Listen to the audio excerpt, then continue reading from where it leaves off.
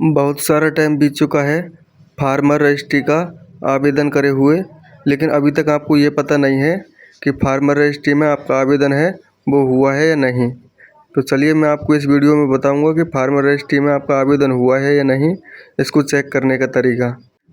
क्योंकि बहुत सारे भाई ऐसे हैं जिन्होंने आवेदन कर दिया है और उनको लग रहा है कि हमारी आईडी है वो बनकर तैयार हो चुकी है, लेकिन अभी आपको यही पता नहीं है कि इसको विभाग द्वारा रिजेक्ट भी कर दिया जाता है।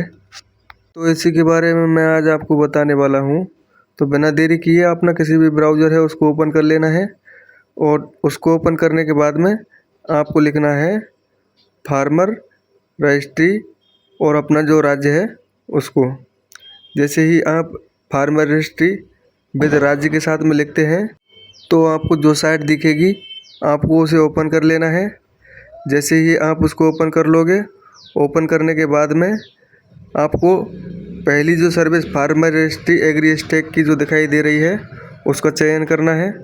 जैसे ही आप उसका चयन कर लेते हैं, चयन करने के बाद में यह पेज खुल जाता है और जैसे ही आपका यह पेज खुल जाएगा, खुलने के बाद में आपको आपका जो ऑफिशियल पोर्टल है वो दिखाई दे जाएगा। जैसे ही आपको ऑफिशियल पोर्टल दिखाई दे जाता है उस पर आपको चेक कर लेना है कि आप किस राज्य का यहाँ पे और फार्मर रजिस्ट्री का आवेदन है उसको चेक करना चाहते हैं। उसको चेक करने के बाद में आपको सत्यमेव जयते वाला लॉगिन एज का लोगो दिखाई देगा। आपको इसको कुछ नहीं करना है, आपको इस पर कोई भी काम नहीं करना है। आपको चेक एनरोलमेंट स्टेटस के सेक्शन में जाना है और जैसे ही आप इस पर क्लिक करोगे तो आपको फार्मर रजिस्ट्री को चेक करने के लिए आवेदन जो आपने किया था उसको चेक करने के लिए ऑप्शन दे दिए जाएंगे। इसमें एक तो एनरोलमेंट के हिसाब से होता है, एक फार्मर आईडी के हिसाब से और तीसरा आधार के हिसाब से।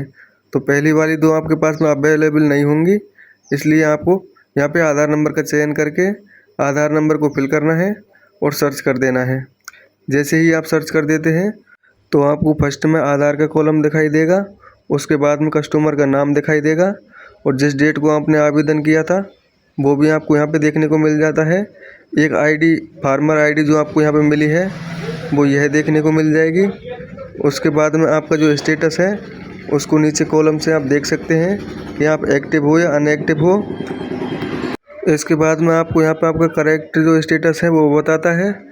हमारे केस में ये अप्रूव्ड है और अप्रूव्ड होने की डेट इसमें बताता है। तो ये अपने को अच्छे से देख लेना है। लास्ट वाला कॉलम अपने लिए नहीं है, वो यदि आपके केस में किसी भी रिमार्क भेजा जाता है तो उसके लिए यूज में होता है।